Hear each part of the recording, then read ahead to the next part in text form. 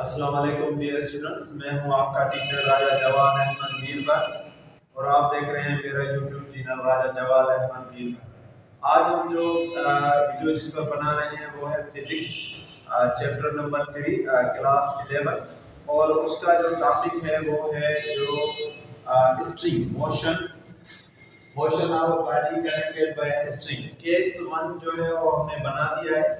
Case 1 वो था कि जो बाथ बॉडीज जो थी वो मूव कर रही थी वर्टिकली। अब जो है वो हमारे पास है case 2 when one of the body move vertically and other horizontally. पहले तो ये समझेंगे कि एक बॉडी जो है वो वर्टिकली मूव कर रही है। वर्टिकली का मतलब ये से है जैसे ये बॉडी है m2, ये m1 है हमारे पास, ठीक है, ये हमारे पास m1 है और ये हमारे पास है m2, ठीक है जी। तो हम अगर यहाँ देखें कि जो बॉडी हमारे पास m1 है वो वर्टिकली मूव कर रही है। वर्टिकली मूव करने का मतलब है कि वो डाउन आ रही है, जहाँ हम इसको कहेंगे टॉप टू बॉटम आ रही है, या ग्रूव की शक्ल में जो है नीचे आ रही है, जिस तरह केमिस्ट्री में होता है। तो ये कॉलम की शक्ल में नीचे आ रही है और दूसरी बॉडी जो है वो है हॉरिजॉन्टली। हॉरिजॉन्टली का मतलब है रो। यहाँ से लिख देता हूँ कि वर्टिकली का मतलब जो होता है वो होता है कॉलम, ये हमारे पास कॉलम है, और हॉरिजॉन्टली का मतलब है कि ये हमारे पास क्या है, ये रो, ठीक है। तो दो बॉडीज है, एक वर्टिकली मूव कर रही है, एक जो है वो हॉरिजॉन्टली मूव कर रही है। तो अब हमें यहाँ पर डेरिवेशन करनी है, एक की और डेरिवेशन करनी है हमारे पास टी की। तो सबसे पहले आप इस बॉडी को देखें, पहले हम इस बॉडी को देखते हैं। ये बॉडी उनके नीचे जा रही है और इस बॉडी को यहाँ खींच रही है। और यहाँ एक बात आपको याद होनी चाहिए कि ये जो मास है ये फ्रैक्शन लेस मास है, ठीक है, यहाँ पर कोई फ्रैक्शन नहीं है। तो ये बॉडी अगर नीचे जा रही है, m1 अगर नीचे जा रही है, तो m1 अगर नीचे जाएगी तो इसका मतलब है कि इसका w ग्रेटर है। अगर w ग्रेटर होगा तभी तो m1 नीचे आएगा। अगर w ग्रेटर है तो दूसरी इसके अंदर फोर्स कौन सी है, टेंशन जो स्ट्रिंग से लगी हुई है। तो इसका मतलब ये होगा कि यहाँ w ग्रेटर है t से। यहाँ हमारे पास क्या होगा, w ग्रेटर है t से। तो हमें पहले पता चल गया कि यहाँ पर दो फोर्सेस है, एक वेट है और दूसरा कौन सा है, टेंशन। अच्छा, और अगर आप यहाँ चले आए तो यहाँ पर हमें जो पता चल रहा है कि वहाँ पर तीन फोर्सेस हैं। एक हमारे पास फोर्स है रिएक्शन की, ये जो रिएक्शन वाली फोर्स है R जो है, जो इसको अपवर्ड जो है वो लेके जा रही है। F जो है फ्रैक्शन है, फ्रैक्शन जैसे R जो है इसको अपवर्ड मूव करा रही है और वेट जो है इसका वो इसको डाउनवर्ड मूव करा रहा है। तो अपवर्ड और डाउनवर्ड फोर्स दोनों आपस में जो है वो कट जाएंगी। तो इसका मतलब ये है कि इस पे जो तीसरी फोर्स लग रही है, जो बच रही है, वो फोर्स लगी है टेंशन की, और टेंशन इसको कहां खींच रही है, यहाँ। तो यहाँ सिर्फ एक फोर्स है और यहाँ सिर्फ हमारे पास कितनी फोर्स है, दो फोर्स। तो आइए जरा पहले हम इसको करते हैं। जैसे कि हमने केस 1 किया था, तो केस 1 में जब हमने किया था तो उसी हिसाब से ये हमारे पास A साइड है, ये हमारे पास B साइड है। अगर यहाँ पर W ग्रेटर है T से, तो W अगर ग्रेटर है T से, तो हमने उसके लिए क्या किया कि हमने उसके लिए क्या किया कि भाई F जो है, F बराबर है W माइनस T। F किसके बराबर होगा, W माइनस T। क्यों बराबर होगा, क्योंकि जो फोर्स ज्यादा होती है उसमें जो फोर्स कम होती है वो हम क्या करते हैं, माइनस। और ये हमने क्यों माइनस किया, क्योंकि यहाँ पर जो है W जो है वो ग्रेटर है T से। W क्या है भाई, ग्रेटर है T से। तो इसकी मैं लिंक जो है केस 1 की वो इसी वीडियो के नीचे मैंने दे दी है, आप उससे वो देख भी सकते हैं, रिपीट भी कर सकते हैं। तो वही तरीका हमने किया है। अगर ये बात आपको समझ आ गई तो वो भी आसानी से हम इसको कर देंगे। वो क्या था कि अगर W जो है, क्योंकि ये नीचे जा रहा है, आपको पता है कि अगर हम वजन करते हैं तो जो चीज नीचे जाती है उसका वेट ज्यादा होगा, जो ऊपर जाएगी उसका वेट कम होगा। तो यहाँ पर क्या है, W जो है वो ग्रेटर है T से। W किससे ग्रेटर है, T से। तो अगर W यहाँ पर ग्रेटर है तो इसको W1 नहीं कह सकता हूँ, W1 जो है वो ग्रेटर है T से। तो अगर W1 ग्रेटर है T से तो हम क्या करेंगे, F बराबर W1 माइनस T। अब हमने और कुछ नहीं करना, according to second law of motion,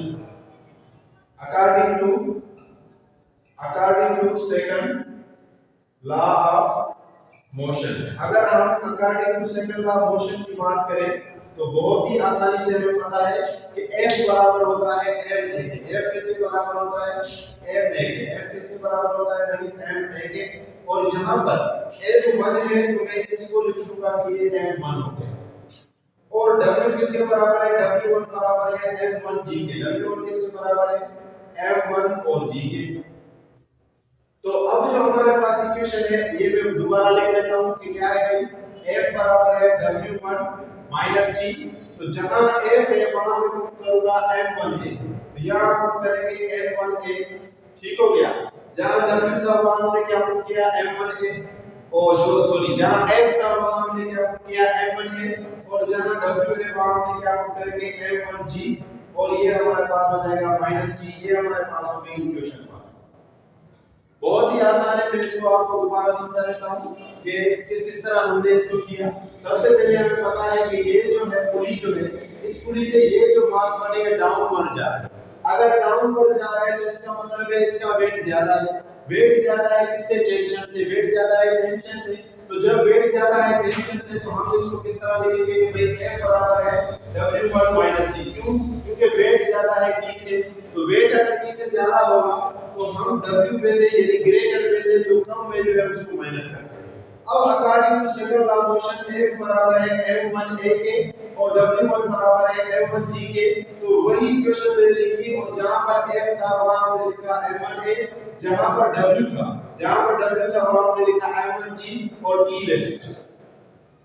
ठीक हो गया। तो ये हमने किसके लिए किया? Force acting on M1। ये हमने किया था भाई फोर्स एक्टिंग ऑन M1। अगर M1 के लिए हमारे पास ये इक्वेशन आ गई तो अब हम जो करेंगे वो करेंगे फोर्सेस एक्टिंग ऑन M2। अब M2 की बारी है, तो आइए जरा वो हम करते थे। तो यहां हमने लिख लेता हूं फोर्सेस एक्टिंग ऑन M2। अब जो M2 के ऊपर जो फोर्स लग रही है, आइए जरा उसको चेक करते हैं कि भाई M2 के ऊपर जो फोर्स लग रही है उसको जरा देख लेते हैं। ठीक है जी, M2 के ऊपर जो फोर्स लग रही है जरा हम उसको देख लेते हैं। तो आप जरा यहां देखिए, मैंने पहले ही बताया कि यहां पर जो है तीन फोर्सेस है। कितनी फोर्सेस है? तीन। जो वेट है वो डाउनवर्ड है, यहां पे लिख भी देता हूं ताकि आपको पता चले कि जो वेट है वो किस तरफ है? डाउनवर्ड है। वेट जो है वो डाउनवर्ड है, ठीक है, वेट जो है वो डाउनवर्ड। और दूसरी जो हमारे फोर्स है रिएक्शन, क्या है? रिएक्शन जो है वो फोर्स जो है वो हमारे पास किस साइड पे जा रही है? अपवर्ड। वो कहां जा रही है भाई? अपवर्ड। तो रिएक्शन जो फोर्स जा रही है वो जा रही है अपवर्ड, और टेंशन वाली जो फोर्स जा रही है वो जा रही है हॉरिजॉन्टल। वो कहां जा रही है भाई? हॉरिजॉन्टल जा रही है। वो कहां जा रही है? हॉरिजॉन्टल जाके फिर जो नीचे आएगी वर्टिकल में। तो इस तरह टेंशन इसको यहां खींच रही है, आर इसको वहां खींच रही है, और वेट इसको नीचे खींच रहा है। तो ये आर और ये डब्ल्यू ये आपस में बैलेंस फोर्स है, एक ऊपर एक नीचे, तो ये दोनों तो कट जाएंगे। तो बाकी हमारे पास जो फोर्स बची वो किसकी बची? टी की। फोर्स किसकी बची? टी की। तो इसकी मोशन में टेंशन भी एक फोर्स है, और उसका भी यूनिट क्या है? उसका भी यूनिट जो है वो होता है न्यूटन। तो इसी हिसाब से अगर मैं लिखूं according to second law of motion, according to second law of motion, according to second law of motion, अगर मैं according to second law of motion लिखूं तो हमें पता है कि F बराबर होगा, क्योंकि यहां पर मास है 2, मास क्या है? 2 है। तो यहां पर मास 2 है तो हम यहां लिखेंगे m2g। F बराबर हम लिखेंगे m2g। क्या लिखेंगे भाई? F बराबर हम लिखेंगे m2g। या मैं भी अगर according to second law of motion लिख रहा हूं तो m2g नहीं बल्कि मैं क्या लिखूंगा? m2a। क्या लिखूंगा भाई? m2a। F बराबर हमारे पास क्या हो जाएगा? m2a। लेकिन मैंने जैसे कि आपको बताया कि फोर्स भी जो है उसका भी यूनिट जो है न्यूटन है। फोर्स का भी यूनिट क्या है? यहां लिख देता हूं कि फोर्स जो है, और ये भी फोर्स है, ठीक है, फोर्स जो है इस तरह टेंशन जो है, दोनों का जो यूनिट है वो क्या है? यूनिट इन दोनों का क्या है भाई? न्यूटन है। यूनिट क्या है भाई? न्यूटन है। तो दोनों का अगर यूनिट न्यूटन है तो मैं इस तरह लिख सकता हूं कि F जो है वो बराबर हो जाएगा T के। F किसके बराबर हो जाएगा? T के। तो यहां मैं लिख सकता हूं F के बराबर क्या? T, और यहां पे लिख दूंगा m2a। तो ये जो हमारे पास इक्वेशन बनी, ये इक्वेशन बनी दूसरी। तो दोबारा मैं समझा देता हूं, पहली इक्वेशन तो हमने समझ ली थी, दोबारा मैं इसको समझा देता हूं कि इसके ऊपर तीन फोर्सेस थी। पहली फोर्स जो है वो वेट है डाउनवर्ड्स, रिएक्शन वाली फोर्स है अपवर्ड, और जो टेंशन है वो है हॉरिजॉन्टल। तो अपवर्ड और डाउनवर्ड फोर्स तो आपस में कट जाएगी, बाकी हमारे पास फोर्स कौन सी बचेगी? टेंशन। तो according to second law of motion हमने लिखा F बराबर ma, लेकिन 2 हमने इसलिए लिखा क्योंकि यहां पर मास कितना है? 2 है, m2। और दूसरी बात जो है वो हमने क्या लिखी? वो वो हमने ये लिखी कि भाई जो फोर्स है उसका भी यूनिट क्या है, उसका भी यूनिट जो है वो न्यूटन है, और जो टेंशन है उसका भी यूनिट क्या है, न्यूटन है। तो F बराबर E और F की जगह पर हमने क्या लिख दिया। इस तरह हमारे पास फर्स्ट इक्वेशन भी आ गई और सेकंड इक्वेशन भी आ गई। अब जो अगला स्टेप है बहुत ही आसान है। अब हम करेंगे डेरिवेशन ऑफ ए। आइए जरा अब डेरिवेशन ऑफ ए करते हैं। तो ए को हम डेरिव करेंगे, ठीक है जी। Derivation of A, derivation of A. अगर मैं ए को डेरिव करूं, आप जरा इन इक्वेशन को देखें, ठीक है जी। ये जो इक्वेशन है m1a m1g d, और यहां पर भी m2g नहीं होगा, m2a होगा, ठीक है जी। तो ये दो इक्वेशन है। एक इक्वेशन है हमारे पास ये m1a m1g d, और दूसरी इक्वेशन है t बराबर m2a। तो अगर मुझे इनमें से डेरिवेशन a की चाहिए, तो अगर आप यहां देखें तो यहां पर जो है वो t क्या है, यहां पर जो है वो t क्या है, माइनस में है, और यहां पर जो है वो t क्या है, प्लस में है। तो अगर माइनस और प्लस में है, तो अगर हमें t को खत्म करना होगा तो हम क्या करेंगे, ऐड करेंगे। हम क्या करेंगे, ऐड करेंगे। तो मैं यहां लिखूंगा add equation 1 and equation 2। Equation 1 को और इक्वेशन 2 को क्या करें, ऐड करें। क्यों हमने ऐड किया, क्योंकि माइनस t है यहां और यहां पर प्लस t है। तो आइए जरा लिखते हैं इक्वेशन 1। इक्वेशन 1 हमारे पास ये है m1a, हम लिखेंगे m1a, ठीक हो गया, बराबर m1g और माइनस t, ठीक है। ये पहली इक्वेशन हमने लिखी। दूसरी इक्वेशन क्या है, t बराबर m2a। तो इसको हम इस तरह भी लिख सकते हैं, t हम यहां लिख सकते हैं और m2a हमने यहां लिखा, ठीक हो गया।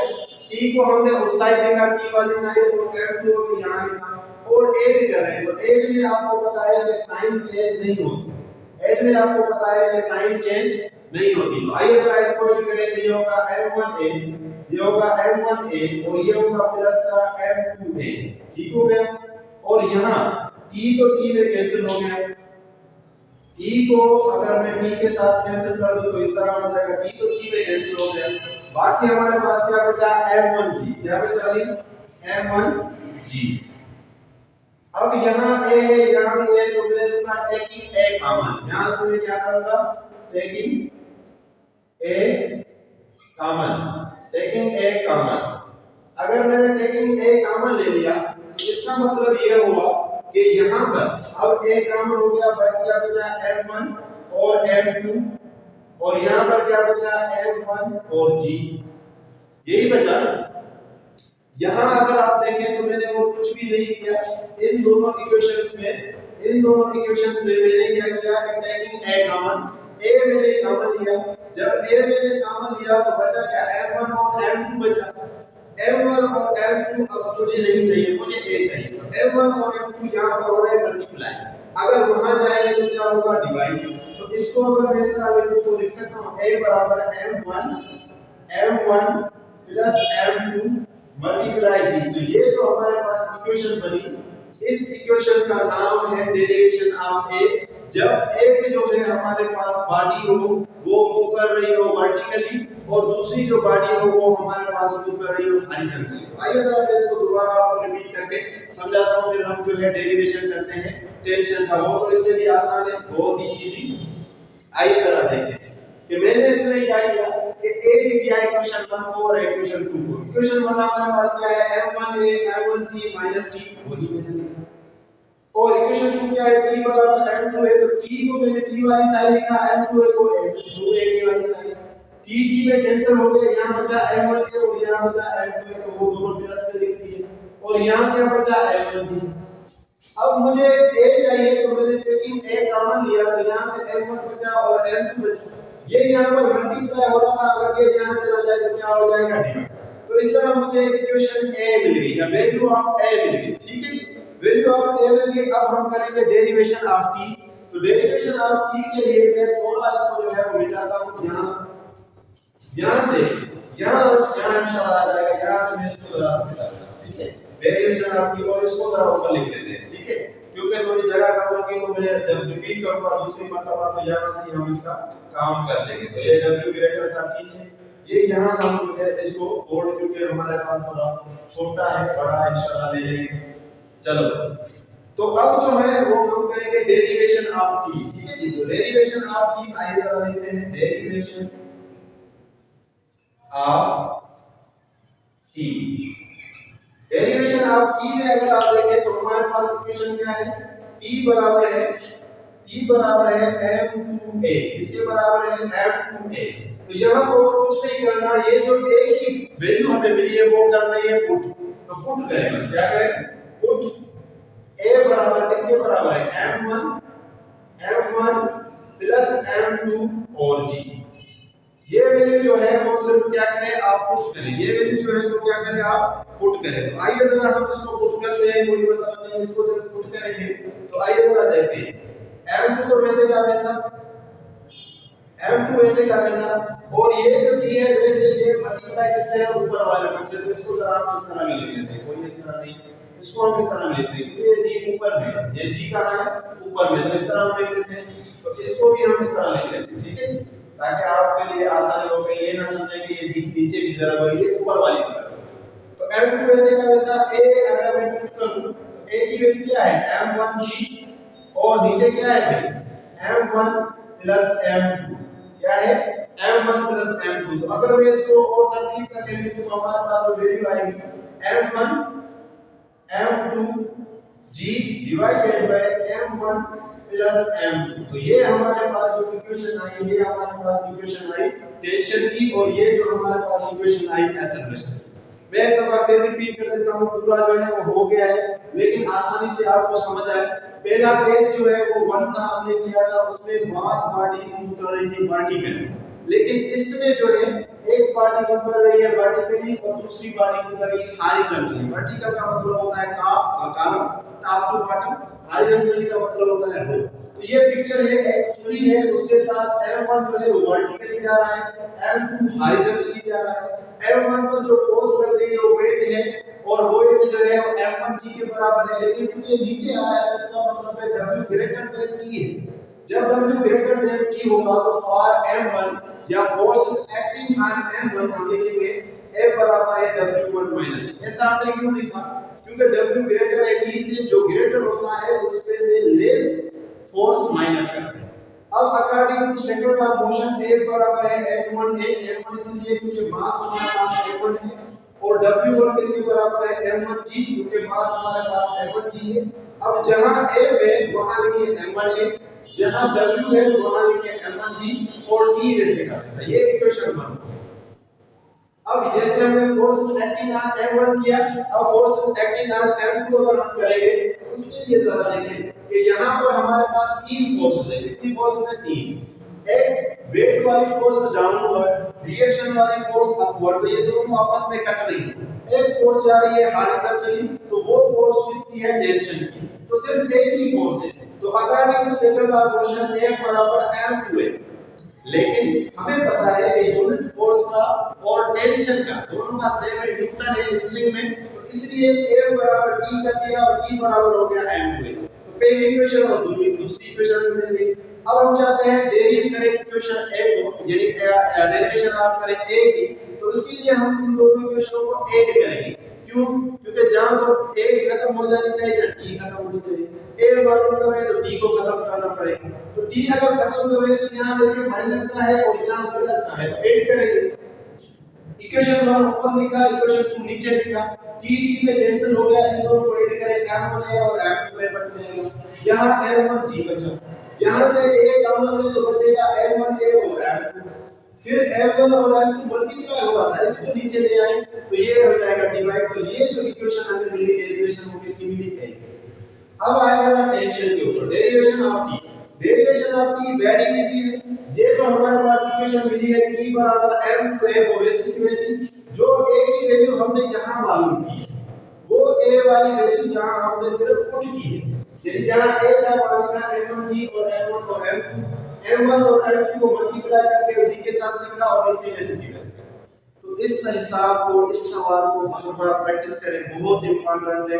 हर साल 11th क्लास की फिजिक्स में ये आता रहता है। कोई भी अगर बात समझ में ना आई हो तो आप कमेंट कर सकते हैं, मैं वहां आपको रिप्लाई दे दूंगा इंशाल्लाह। बहुत आसानी के साथ आप इसकी बहुत मतलब प्रैक्टिस करें, बहुत आसानी के साथ ये सवाल आपको आ जाएगा। Thank you, thanks for watching.